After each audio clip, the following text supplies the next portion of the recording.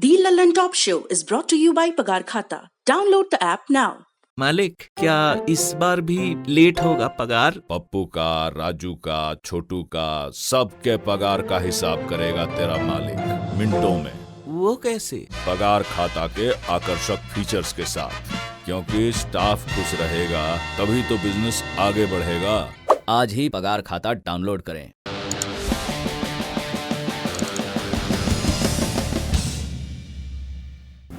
नमस्कार, सौरभ द्विवेदी नाम है हमारा और आप देखना शुरू कर चुके हैं लल्लन टॉप शो।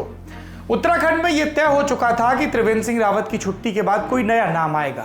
अब ये नया नाम कौन होगा? कुमायूं से होगा या गढ़वाल से होगा, ब्राह्मण होगा या ठाकुर होगा?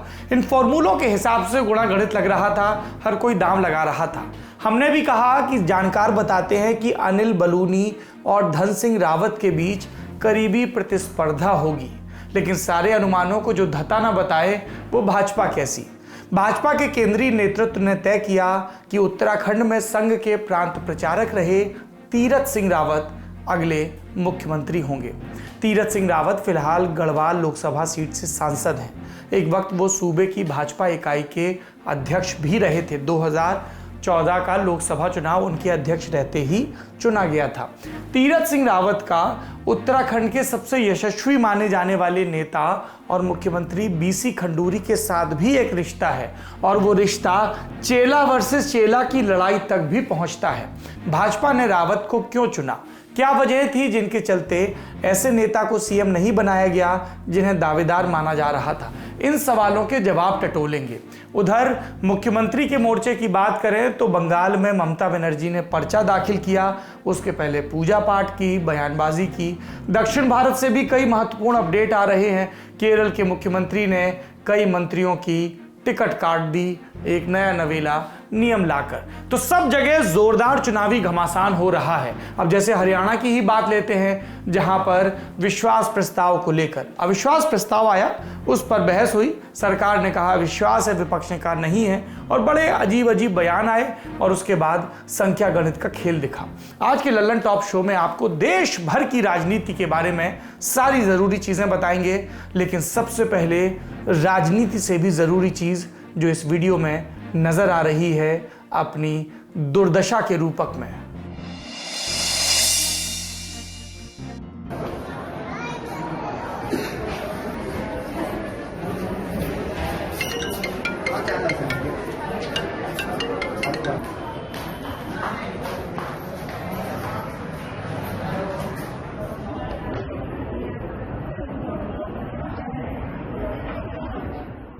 वीडियो झारखंड की राजधानी रांची के अस्पताल का है। राज्य भर के सब मेडिकल कॉलेज के जूनियर डॉक्टर ओपीडी सेवा बंद कर हड़ताल पर चले गए। आरोप, सरकार डॉक्टरों का 3 साल का एरियर नहीं दे रही। इससे पहले डॉक्टरों ने काली पट्टी बांधी, विरोध दर्ज कराया, लेकिन सुनवाई नहीं हुई। अब हड़ताल पर गए। 6 मेडिकल कॉलेज की ओपीडी सर्विस बंद, यानी लोगों को दिक्कत का सामना करना पड़ा। सरकार क्या बोली? हेमंत सोरेन सरकार में स्वास्थ्य मंत्री बन्ना गुप्ता का कहना है कि अधिकारी लगे हैं, जल्द समाधान हो जाएगा। भारत ही इकलौता देश होगा शायद जहां भारी संख्या में डॉक्टर हड़ताल पर जाते हैं। क्या कोई ऐसा कायदा कानून नहीं बन सकता जिससे डॉक्टरों को हड़ताल पर जाने की नौबत ना आए? और हेमंत सोरेन का जिक्र चला है तो ये भी बता दें कि सूत्रों के हवाले से खबर आ रही है कि सीबीआई कोयला घोटाले के एक और मामले में पूर्व मुख्यमंत्री मधु कोड़ा पर मुकदमा चलाने के लिए हेमंत सोरेन सरकार से अनुमति मांगने वाली है। यह था दिन का वीडियो। अब सुर्खियों की तरफ चलते हैं। पहली सुर्खी बीजेपी ने बनाई। संसद के बजट सत्र के बीच आज बीजेपी के संसदीय दल की बैठक हुई, जिसे प्रधानमंत्री नरेंद्र मोदी ने संबोधित किया। वैक्सीनेशन कैंप लगाने की सब सांसदों से उन्होंने अपील की। और बंगाल को लेकर मोदी जी ने दावा किया कि पार्टी की जीत निश्चित है। कहा जिन लोगों की ड्यूटी लगी है बंगाल में, वे जिम्मेदारियों को सही से निभाएं। वैसे प्रधानमंत्री का जिक्र चल रहा है तो एक अपडेट और। आज कैबिनेट ने प्रधानमंत्री स्वास्थ्य सुरक्षा निधि बनाने के प्रस्ताव को मंजूरी दी है। अब ये क्या है? ये नॉन लैप्सेबल रिजर्व फंड होगा। नॉन लैप्सेबल मतलब ऐसा नहीं कि एक वित्त वर्ष में पैसा खर्च नहीं हुआ तो सब पैसा गुम हो गया, लैप्स नहीं होगा। और इस फंड का क्या होगा? स्वास्थ्य और शिक्षा पर जो सेस लगता है, अतिरिक्त एक कर लगता है, वो इसमें जमा होगा और भविष्य की नीतियों में इसका इस्तेमाल होगा। अभी इस पर और क्लैरिटी आएगी तो आपको बताएंगे। अगली सुर्खी के लिए हरियाणा चलते हैं। यहाँ की मनोहर लाल खट्टर सरकार आज विधानसभा में थी और अविश्वास प्रस्ताव को इसने मात दे दी। विधानसभा में कांग्रेस ने यह प्रस्ताव रखा था विश्वास का। कांग्रेस के नेता और पूर्व मुख्यमंत्री भूपेंद्र सिंह हुड्डा ने इस मौके पर खट्टर सरकार पर निशाना साधा और बीजेपी विधायकों को चुनौती देते हुए कहा, क्षेत्र में जाकर तो दिखाओ। अध्यक्ष महोदय, मैं प्रस्ताव करता हूं कि हम श्री मनोहर लाल मुख्यमंत्री के नेतृत्व वाले हरियाणा मंत्रिमंडल में अपना अविश्वास व्यक्त करते हैं। आज हरियाणा का किसान क्यों बैठा है? आज क्यों सबसे ज्यादा तकलीफ में, क्यों मेरी बहन बेटियां वहां बैठी हैं? ये किसान अकेले हरियाणा से नहीं है, पूरे देश के किसान आके दिल्ली बॉर्डर पे बैठे हैं, लेकिन किसी ने रास्ते में रोकने का काम नहीं किया। इस सरकार ने, हरियाणा सरकार ने सर्दियों में वाटर कैनन, पीपली में लाठीचार्ज, आंसू गैस, तो सड़क बनाने का काम करते हैं, सड़क खोदी गई। ये केवल हरियाणा सरकार के सिवाय किसी ने नहीं किया। इस वास्ते आज ये सरकार जो है बिल्कुल लोगों का विश्वास खो चुकी है। जवाब देने के लिए खड़े हुए मुख्यमंत्री मनोहर लाल कहा कि कांग्रेस के नेता गांव-गांव जाकर किसानों को भड़का रहे हैं। उन्होंने अविश्वास प्रस्ताव के लिए कांग्रेस को धन्यवाद दिया, कहा हर 6 महीने में लेकर आओ। कम से कम अविश्वास के समय इतना तो सोचना चाहिए था कि हम इस अविश्वास में से कुछ निकाल पाएंगे क्या। ये तो कॉलिंग अटेंशन मोशन में विषय आ सकता था, उसमें भी चर्चा हो सकती थी, लेकिन अविश्वास प्रस्ताव कि हम सरकार को गिराएंगे, हम सरकार को गिराएंगे। नहीं, कम से कम आप अपना देखो कि आपकी मेजोरिटी बढ़ने वाली हो, कोई हमारे यहां से कोई इतना बड़ा आपको कोई दंड मिलने वाला हो कि सरकार को हम गिरा देंगे, ले आते हैं अविश्वास प्रस्ताव। लेकिन आपको भी पता है, पहले से आप लोग कह रहे हैं, आज इस अविश्वास प्रस्ताव कुल मिलाकर के आप भले लेके आए हैं, जैसा मैंने पहले कहा, इसका लाभ आपको कम है, ये हमको ज्यादा है। हम इसके ऊपर बड़ा आगे चल करके करेंगे। चर्चा में हिस्सा लिया उप मुख्यमंत्री और जेजेपी के नेता दुष्यंत चौटाला ने कहा कि हुड्डा की सरकार में नारे लगते थे, हुड्डा तेरे राज में, जमीन बिक गई ब्याज में। आपकी भी सरकार थी, भूपेंद्र हुड्डा जी चीफ मिनिस्टर थे। पानीपत के अंदर किसके मुंह पे थप्पड़ पड़ा था? 2016 के अंदर तो आप विपक्ष में थे। नहीं, उनने कहा गांव में नहीं घुसने दिया जा रहा। पर्सनल तो मैं जवाब ही दे रहा हूं। 2016 के अंदर रोहतक के अंदर डी पार्क में किसके ऊपर चूड़ियां फेंकने का काम किया? किसकी गाड़ी पे जूते फेंके गए? आप उनको बोलने दो, जब आप बोल रहे थे तब का विरोध जरूर होता है। अरविंद केजरीवाल जी दिल्ली के मुख्यमंत्री थे, क्या उनके ऊपर शाही नहीं फेंकी गई थी? विरोध करना सबका अधिकार है, मगर मर्यादा में रहकर विरोध किया जाए तो बेहतर हो। अविश्वास प्रस्ताव पर चर्चा से पहले जेजेपी के 4 विधायकों ने सरकार से नाराजगी भी जाहिर की। हालांकि व्हिप का हवाला देकर सरकार के पक्ष में वोटिंग की। इन्हीं नाराज विधायकों में से एक हैं देवेंद्र बबली। इनका वीडियो खूब वायरल हुआ, जिसमें कह रहे थे कि जेजेपी को सरकार से हट जाना चाहिए। प्रदेश के हालात में जो किसान सड़कों पर हैं वो सामान्य नहीं है, और जो सत्ता पक्ष में आज हम बैठे हुए हैं, मुख्यमंत्री जी को ले लीजिए, तो डिप्टी सीएम दुष्यंत जी को ले लीजिए, पूछ लीजिए जाके, तो उचाना में गए हुए थे, कितने दिन हो गए उनको। मुख्यमंत्री जी का करनाल पूछ लीजिए कितने दिन में आपको दौरा किया होगा, कितने दिन ग्रीवेंस कमेटी की मीटिंग किसी मंत्री को पूछिए अपने, उन्होंने जाकर कहाँ लिए हैं। ये सब सरकार ढंग से काम नहीं करवा रही। किसानों का मुद्दा संगीन मामला है और इसको निपटाना पड़ेगा।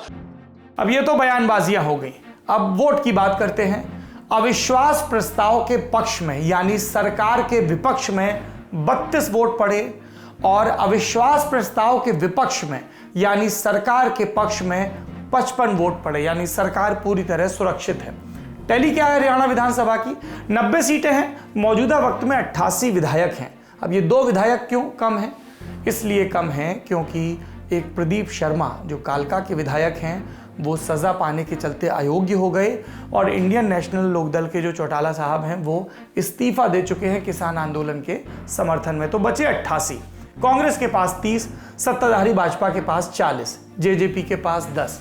सरकार को निर्दलीय विधायकों का भी समर्थन हासिल था 5, और इस तरह संख्या 55 पर पहुंच गई और बहुमत के लिए आंकड़ा चाहिए था 44 का। अगली सुर्खी की तरफ चलते हैं। ये बनाई कानूनी मामलों पर नजर रखने वाली वेबसाइट लाइव लॉ ने, इसकी एक याचिका ने, अब तक ये याचिकाओं को रिपोर्ट करता था, अब इसने खुद एक याचिका डाली जो महत्वपूर्ण है, इसलिए सुर्खी का हिस्सा है। लाइव लॉ को चलाती है जो कंपनी, उसका नाम है Live Law news media private limited. इसने information technology guidelines for intermediaries and digital media ethics code rules 2021, ये जो कानून बना रही है केंद्र सरकार, इसकी संवैधानिक वैधता को चुनौती देते हुए केरल के हाई कोर्ट में याचिका लगाई।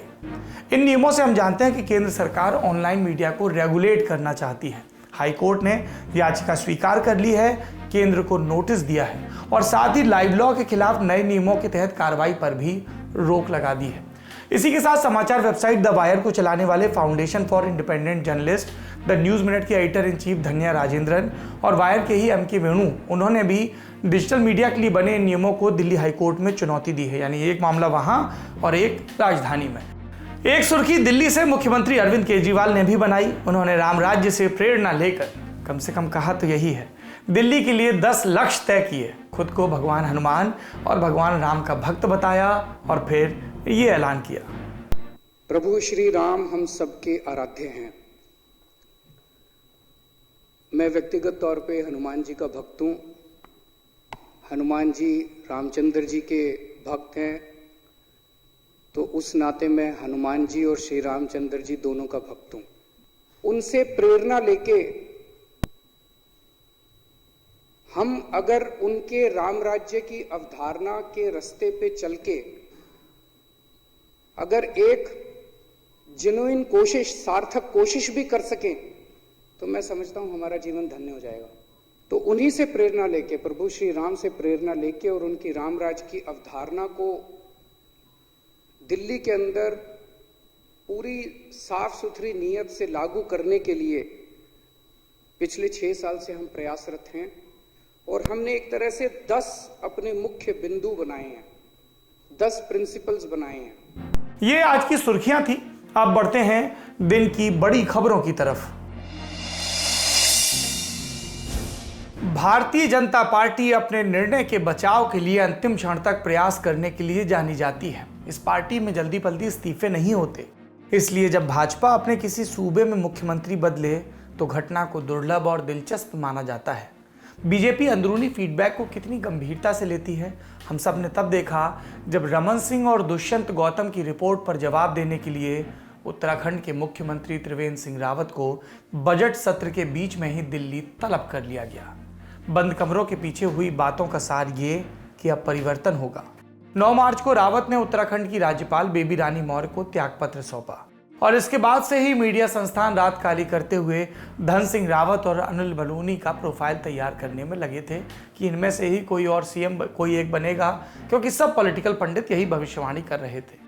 लेकिन उससे पहले ही एक नया प्रोफाइल कमीशन करना पड़ा, तीरथ सिंह रावत का प्रोफाइल। आज दोपहर तीरथ सिंह रावत को पद और गोपनीयता की उत्तराखंड के मुख्यमंत्री के तौर पर शपथ दिला दी गई। इसके बाद नए मुख्यमंत्री ने क्या कहा, सुनिए। अपने आदरणीय प्रधानमंत्री जी, राष्ट्रीय अध्यक्ष जी और गृह मंत्री जी का धन्यवाद करना चाहूँ केंद्र नेतृत्व का, जिन्होंने मुझे पदभार दिया है। ऐसा विश्वास किया, एक छोटे से कार्यकर्ता को गांव से आया हुआ, कल्पना नहीं की थी कभी मैंने कि इस तरह का यहाँ तक होगा वो उनकी। और आज मैंने यहाँ पे छत्तीसगढ़ रमन सिंह जी ने किया है और मेरा है कि ये जनता के विश्वास पर पूरा खरा उतरने का प्रयास करेंगे। 4 साल माननीय मुख्यमंत्री जी ने जो काम किए हैं इस प्रदेश के लिए, उसको आगे बढ़ाएंगे। तीरथ सिंह के नाम के पीछे कैसे और क्यों में जाएंगे, लेकिन पहले ये जान लें कि ये हैं कौन। हमारे साथी डेविड ने ललन टॉप की वेबसाइट के लिए इनका डिटेल में प्रोफाइल तैयार किया, आप वहां पर भी पढ़ सकते हैं। इनको समझने में हमारा पहला पड़ाव होता है साल 2019, जब बीजेपी केंद्र में दूसरी बार सत्ता पाने के लिए जी जान से जुटी थी। उस समय तीरथ सिंह रावत बीजेपी के राष्ट्रीय सचिव और हिमाचल प्रदेश के प्रभारी थे। लेकिन तभी ऐलान हुआ कि उन्हें खुद सांसदी का चुनाव लड़ना है। वो हिमाचल में थे, उन्हें उत्तराखंड लौटना पड़ा। और उन्हें कहां से चुनाव लड़वाया गया? उत्तराखंड के पूर्व मुख्यमंत्री और उनके राजनीतिक गुरु भुवन चंद्र खंडूरी, बीसी खंडूरी, उनके इलाके से। उन्हें पौड़ी गढ़वाल से सांसदी का टिकट मिला और उनके सामने मैदान में कौन था?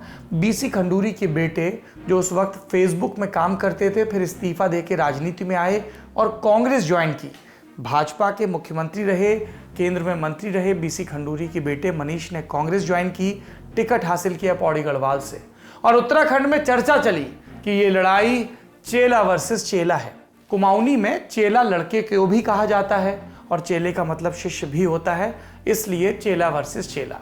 राजनीतिक हलकों में चर्चा कि खंडूरी किस चेले को आशीर्वाद देंगे। चुनाव के दौरान खंडूरी चुप रहे, तबीयत भी ऐसी नहीं थी कि किसी के लिए प्रचार करें। चुनाव के नतीजे आए तो पता चला कि तीरथ सिंह रावत ने तकरीबन 3 लाख की लीड से अपने गुरु के बेटे को हराया। बेटे के हारने पर खुश होना मुश्किल है, लेकिन खंडूरी का एक हिस्सा तो जरूर खुश हुआ होगा, क्योंकि पौड़ी जिले के भाजपा नेता बताते हैं कि तीरथ सिंह रावत के जीवन पर बीसी खंडूरी की गहरी छाप रही है। उनके राजनीतिक करियर को खंडूरी ने ही आगे बढ़ाया और तीरथ सिंह भी उनके साथ हर स्थिति में चट्टान की तरह खड़े रहे। लेकिन जब रावत खंडूरी से नहीं मिले थे तब जिंदगी कैसी थी। जन्म पौड़ी के गांव में हुआ, 6 भाई बहनों में सबसे छोटे। शुरुआती पढ़ाई जगाधरी यमुनानगर में, यहाँ पर उनके पिता रेलवे में नौकरी करते थे। हाई स्कूल के बाद इलाके के एकमात्र इंटर कॉलेज में पढ़ने के लिए तीरथ जहरी खाल गए।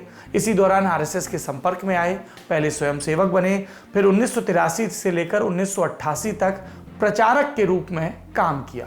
और प्रचारक के रूप में ही तीरथ ने श्रीनगर, ये उत्तराखंड में है, वहाँ के हेमवती नंदन बहुगुणा गढ़वाल विश्वविद्यालय में दाखिला लिया। संघ ने देखा लड़का युवाओं के बीच अच्छा तालमेल बना लेता है तो अखिल भारतीय विद्यार्थी परिषद में दे दिया गया, जो कि संघ का एक संगठन है। एबीवीपी के संगठन मंत्री उत्तराखंड के साथ ही संगठन के राष्ट्रीय सचिव भी बने और तभी गढ़वाल विश्वविद्यालय में छात्र संघ के अध्यक्ष भी बने। 11-12 साल संघ के प्रचारक और एबीवीपी के संगठन मंत्री के रूप में काम किया और तभी उनकी बीसी खंडूरी से मुलाकात हुई। उस समय उत्तराखंड अलग राज्य नहीं था, इसकी मांग को लेकर आंदोलनकारी मोर्चे पर तैनात थे और ऐसे में जो भी चुनाव प्रक्रिया में हिस्सा लेता था नेता उसका विरोध करते थे। 1991 में खंडूरी को गढ़वाल की सीट से बीजेपी का टिकट मिला और तीरथ इस पूरे चुनाव में खंडूरी के साथ साए की तरह मौजूद रहे और यहीं से गुरु शिष्य का रिश्ता शुरू हुआ। इसके बाद खंडूरी के हर लोकसभा चुनाव में तीरथ सिंह रावत ही चुनाव संयोजक बने। फिर 1995-96 का बरस आया, तब उत्तराखंड नहीं बना था। बीजेपी में छात्र संघर्ष मोर्चा का गठन हो रहा था, युवा मोर्चा मान लीजिए। यूपी के वर्तमान जो डिप्टी सीएम है दिनेश शर्मा, वो इसके अध्यक्ष बनाए गए। 4 लोग उपाध्यक्ष, इसमें से एक थे तीरथ सिंह। उन्हें पश्चिमी उत्तर प्रदेश और उत्तराखंड का प्रभार मिला। तब अयोध्या में जन्मभूमि विवाद भाजपा के कोर इश्यूज में से एक था। छात्र संघर्ष मोर्चा भी यात्राएं निकालता था। पुलिस रोकती तो नेता जेल जाते। तीरथ सिंह ने भी जेल यात्रा की, इसके लिए भी और अलग उत्तराखंड राज्य के लिए भी। 1997 में यूपी में विधान परिषद के चुनाव हुए तो बीजेपी ने उन्हें गढ़वाल क्षेत्र से एमएलसी के चुनाव में उतारा। वो जीते, विधायक बने और उसी कार्यकाल में मंत्री भी बन गए। कैसे? अटल बिहारी वाजपेयी सरकार ने 2000 में उत्तराखंड राज्य बनाया। नित्यानंद स्वामी, जो उस समय विधान परिषद के सभापति हुआ करते थे यूपी में, वो मुख्यमंत्री बनाए गए और इस राज्य की अंतरिम सरकार में, जिसमें सारे एमएलए और एमएलसी समाहित कर दिए गए थे, रावत को शिक्षा मंत्री बनाया गया। फिर 2002 में उत्तराखंड के पहले विधानसभा चुनाव हुए तो रावत पौड़ी से हार गए। इसके बाद फिर वो कभी मंत्री नहीं बने, संगठन की राजनीति करने लगे। साल 2013 में बीजेपी के प्रदेश अध्यक्ष भी बनाए गए। 15 तक इस पद पर रहे और तभी नरेंद्र मोदी और अमित शाह की नज़र में भी आए। कहा जाता है कि 2013 में जब उन्हें ये जिम्मेदारी मिली तब बीसी खंडूरी ने ही नरेंद्र मोदी से उनके नाम की सिफारिश की थी कि ये दुरुस्त कैंडिडेट रहेगा। उस समय भी त्रिवेंद्र रावत उनके सामने दावेदार के तौर पर खड़े थे। टकराव से बचने के लिए नाम वापस लेने को कहा गया था। ज़्यादातर विधायकों ने तब बीसी खंडूरी के प्रभाव में तीरथ सिंह रावत को सपोर्ट किया था। रमेश पोखरियाल निशंक भी साथ में आ गए थे और ऐसे में तब त्रिवेंद्र को मात खानी पड़ी थी और तीरथ प्रदेश अध्यक्ष बने थे। वो समय विधायक भी थे। 2012 में विधानसभा चुनाव हुए थे और तब वो चौबट्टा खाल सीट से चुनाव जीते थे, लेकिन 2017 के चुनाव में वो नहीं लड़ पाए। अब ऐसा क्यों हुआ, जबकि अनप्रेसिडेंटेड मैंडेट मिला था बीजेपी को 2017 में? दरअसल चुनाव से पहले सतपाल महाराज, कांग्रेस के नेता और धर्म प्रचारक, ये बीजेपी में आ गए और उन्हें टिकट देने के लिए तीरथ का टिकट काटना पड़ा। मीडिया में इस तरह की खबरें आई कि वो नाराज हो गए हैं और ये भी कहा गया कि नाराजगी दूर करने के लिए ही उन्हें संगठन में और बड़ा ओहदा दे दिया गया। 2017 में जब उनका टिकट कटा तो उसके बाद उन्हें बीजेपी का राष्ट्रीय सचिव बना दिया गया और उसी के तहत वो हिमाचल में थे जब उन्हें लोकसभा के टिकट का जो सूचना है, ऐलान है, उसके बारे में पता चला। ये तो उनका एक बेसिक प्रोफाइल हो गया। अब सवाल ये है कि उन्हें मुख्यमंत्री क्यों बनाया गया? अब देखिए भाई साहब, सीधा जवाब तो बीजेपी का आला कमान ही दे सकता है। जाति और क्षेत्रीय समीकरण है जिनके बारे में हम 2 दिन से बात कर ही रहे हैं, लेकिन रावत को करीब से जानने वाले पत्रकार कुछ और वजहें भी गिनाते हैं। मसलन राजेश डोबरियाल, उन्होंने ललन टॉप से बातचीत में कहा कि ये बीच का रास्ता है। तीरथ कम बोलते हैं, स्वभाव से शांत हैं और किसी एक गुट के नहीं माने जाते हैं। सुनने में बातें साधारण लग सकती हैं, लेकिन त्रिवेंद्र सिंह रावत की कुर्सी जिस तरह से गई, इन गुणों का महत्व ज्यादा हो जाता है। रावत की जगह दूसरी रावत को लाने से कास्ट मैट्रिक्स भी जस का तस बना रहता है। अगर बीजेपी को जरा भी उम्मीद होती कि त्रिवेंद्र रावत के विधानसभा में चुनाव में अगर इफेक्टिव रहते, उनको जीत मिल जाती, तो फिर मुख्यमंत्री बदलते ही क्यों। अब तीरथ को अपना कुनबा संभालना है, अगले साल होने वाले चुनाव की तैयारी करनी है और कई फैसले हैं जिनको दुरुस्त करने की कोशिश करनी है। किस तरह के फैसले? गैरसैंण को कमिश्नरी बना दिया, गढ़वाल वाले भी नाराज, कुमायूं वाले भी नाराज। उसके बाद देव स्थानों को लेकर जो नियम बनाया, उससे आरएसएस के लोग, वीएचपी के लोग, कोई आंदोलन की धमकी दे रहा था, पुरोहित, सब नाराज। कल जब त्रिवेंद्र सिंह रावत की विदाई हुई तो खूब पटाखे छोड़े पुरोहितों ने। वैसे ब्यूरोक्रेसी का मसला ऐसा है कि जिसको लेकर कांग्रेस भी परेशान रही और भाजपा भी। नए मुख्यमंत्री के सामने एक और चुनौती है कि अर्ध कुंभ में योगी आदित्यनाथ ने जैसी तैयारी की प्रयागराज में और अपने ब्रांड को मजबूत किया, क्या हरिद्वार कुंभ के मामले में उत्तराखंड की सरकार भी उसी तरह का काम कर सकती है? काफ़ी मुश्किल है चुनौती, क्योंकि समय बहुत कम है। ललन टॉप शो में अब हम चुनावी राज्य की तरफ चलते हैं। एक राज्य जहां पर अगले बरस चुनाव है, उस पर खूब बात कर ली। चुनावी राज्यों में क्या हो रहा है, ये हम इस खास सेगमेंट में बताएंगे, जिसका नाम ही है विधानसभा चुनाव 2021।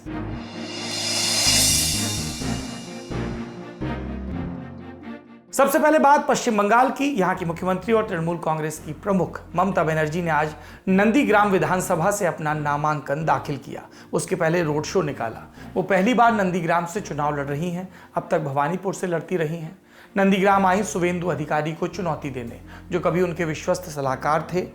नंदीग्राम के आंदोलन ने ही ममता बनर्जी को सत्ता की देहरी तक पहुंचाया, ऐसा कहा जाता है। मां माटी मानुष का नारा भी तभी आया। शुवेंदु अधिकारी तब टीएमसी में थे, अब बीजेपी के अधिकृत प्रत्याशी हैं और वो 12 मार्च को पर्चा दाखिल करेंगे। बाकी इन सब के बीच चंडी पाठ का सही उच्चारण, ये सब पॉलिटिक्स चल रही है। इन सब के अलावा केंद्रीय मंत्री और स्मृति ईरानी और मिथुन चक्रवर्ती, इन सब के नामों की भी चर्चा चल रही है। इनके नामों की चर्चा क्यों? क्योंकि बीजेपी ने आज अपनी 40 स्टार प्रचारकों की सूची जारी की और उसमें फिर बताया गया कि कौन कौन से नेता हैं जो पहुंचेंगे, और सब नेता अपने अपने हिसाब से अपना पीआर मजबूत करने लगे उसके बाद से। बंगाल से वैसे एक खबर और है। चुनाव आयोग ने 9 मार्च को देर शाम बंगाल के पुलिस महानिदेशक वीरेंद्र को हटाकर तत्काल प्रभाव से पी नीरज नयन को तैनात कर दिया। आदेश में आयोग ने कहा कि पूर्व महानिदेशक वीरेंद्र को किसी भी ऐसे पद पर तैनात नहीं किया जा सकता जिसमें चुनाव संबंधी जिम्मेदारी हो। सूत्रों का कहना है कि स्पेशल ऑब्जर्वर अजय वी नायक और special police observer Vivek Dubey के फीडबैक के आधार पर आयोग ने कदम उठाया।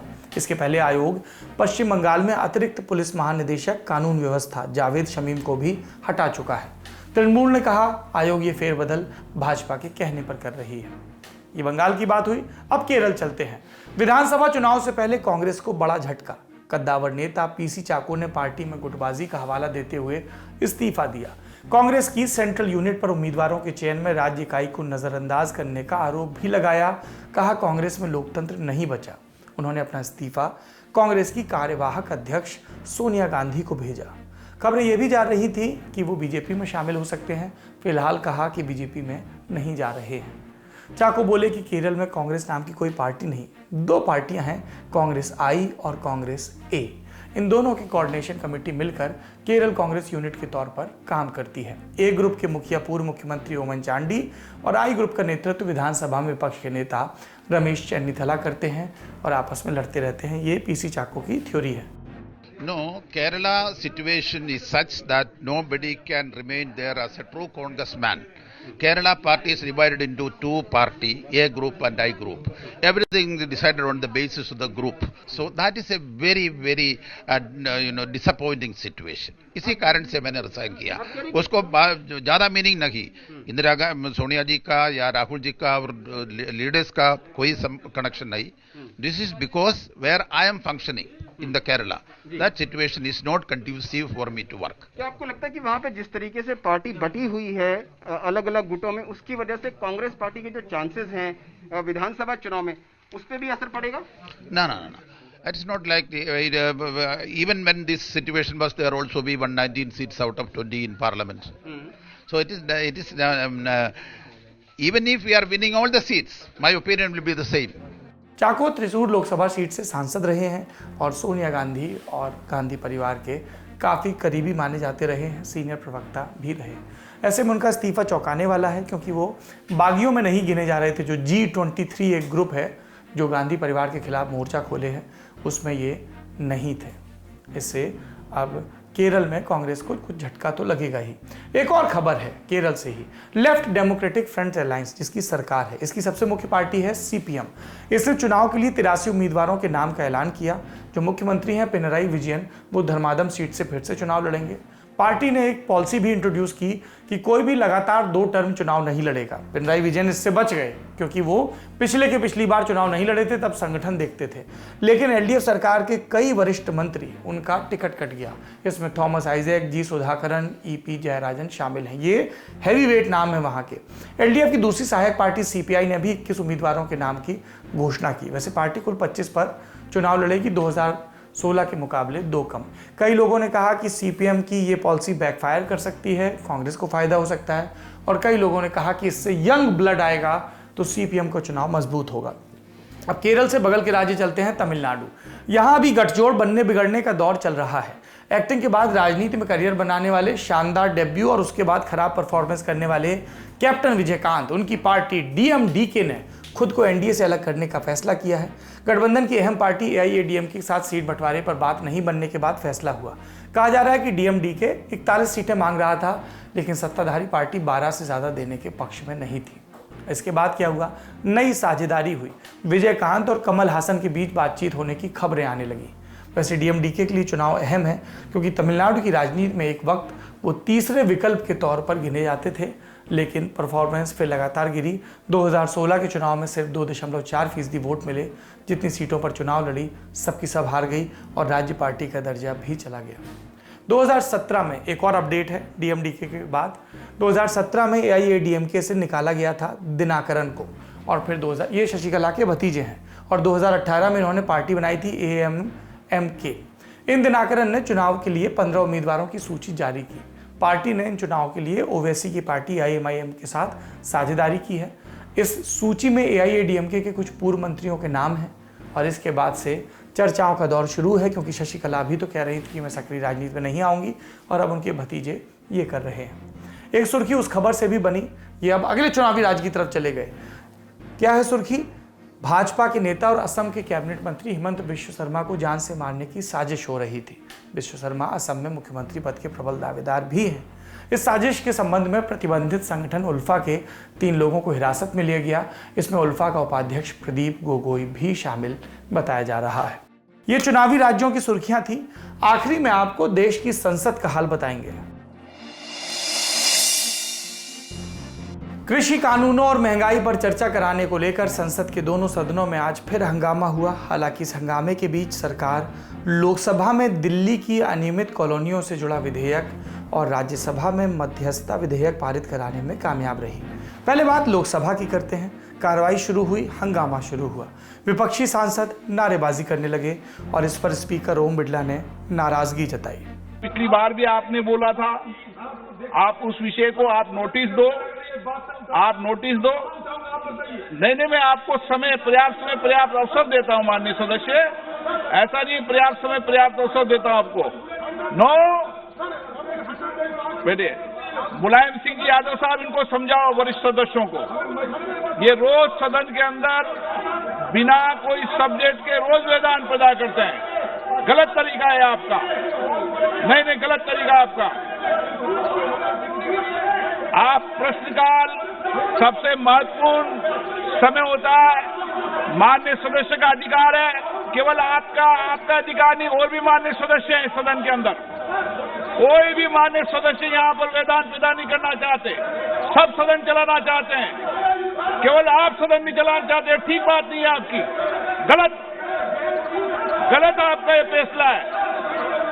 आप कोई भी नोटिस दो, मैं हर विषय पर आपको पर्याप्त अवसर देता हूं सदन के अंदर।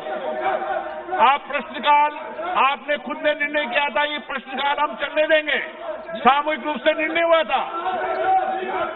नो, आप जब मैं स्थगन पर कोई व्यवस्था दूं, जब आप अपनी बात कह सकते हैं। नहीं, केसी माधव जी। हंगामा जारी रहा तो सदन 12:30 बजे तक के लिए स्थगित कर दिया गया। फिर दोबारा शुरू हुआ तो विपक्ष कृषि कानूनों को वापस लेने की मांग करने लगा। इन सब के बीच शहरी विकास मंत्री हरदीप सिंह पुरी ने दिल्ली की अनियमित कॉलोनियों को नियमित करने से जुड़ा राष्ट्रीय राजधानी राज्य क्षेत्र विधि विशेष उपबंध दूसरा संशोधन विधेयक 2021 पेश किया और ये लोकसभा में पारित भी हो गया। अब राज्यसभा की तरफ चलते हैं। राज्यसभा में आज नेता प्रतिपक्ष मल्लिकार्जुन खड़गे ने कृषि कानूनों पर चर्चा के लिए नोटिस दिया। राज्यसभा के सभापति पदेन वेंकैया नायडू ने नोटिस को अस्वीकार किया और फिर विपक्ष के सदस्य वेल में आकर नारेबाजी करने लगे। इसके चक्कर में कार्यवाही पहले 12 बजे के लिए और फिर 2 बजे तक के लिए स्थगित कर दी गई। 2 बजे कार्यवाही शुरू हुई तो मध्यस्थता विधेयक पर चर्चा हुई। राज्यसभा में विपक्ष के भारी शोर शराबे के बीच सरकार इस विधेयक को पारित कराने में सफल रही और इसके बाद कार्यवाही को 15 मार्च तक के लिए स्थगित कर दिया गया। आज के ललन टॉप शो में इतना ही। आखिरी में आपको एक पॉजिटिव न्यूज सुनाते हैं। आज भारतीय नौसेना को एक नई पनडुब्बी मिली। इसका नाम है INS करंज। भारत फ्रांस के साथ मिलकर अपनी नौसेना के लिए 6 स्कॉर्पियन क्लास पनडुब्बियां बना रही है। इसमें तीसरी है INS करंज। भारत में स्कॉर्पियन क्लास को कलवारी क्लास कहा जाता है। आप पूछेंगे कलवारी क्लास क्या है? INS कलवारी नौसेना की एक अटैक सबमरीन है जो 2017 में शामिल हुई। इस सीरीज की 5 और पनडुब्बियां बननी थी, इसलिए जो भी बाद में पनडुब्बियां आई उनको कलवारी क्लास की पनडुब्बी कहा गया। पनडुब्बी का काम छिप कर वार करना, वॉर भी करना। INS करंज एक स्टेल्थ सबमरीन है, माने ऐसी पनडुब्बी जिसमें छिपे रहने पर खास ध्यान दिया जाता है। ये एक अटैक सबमरीन भी है, यानी ये पानी में फुर्ती से अपनी जगह बदल सकती है। मुझे ऐसा लग रहा है कि मैं रखवाले का भी एंकर हो गया हूँ। अगर आपने ये हमारा कार्यक्रम नहीं देखा है, देश की सेनाओं से सरहदों से जुड़ा कार्यक्रम रखवाले, तो ज़रूर देखिए। उसमें इन सब विषयों पर बड़े विस्तार से विशेषज्ञों के साथ हमारे साथी निखिल बात करते हैं। फिलहाल हम INS करंज की बात कर रहे हैं। थल सेना की तरह नौसेना में परंपरा का बड़ा मान होता है और इसीलिए जहाज़ों के नाम को जीवित रखा जाता है। 2021 वाला INS करंज का नाम पुराने INS करंज पर रखा गया, यानी इस नाम की एक पनडुब्बी पहले से थी। ये रूसी मूल की पनडुब्बी थी जो 1969 में नौसेना में शामिल हुई थी।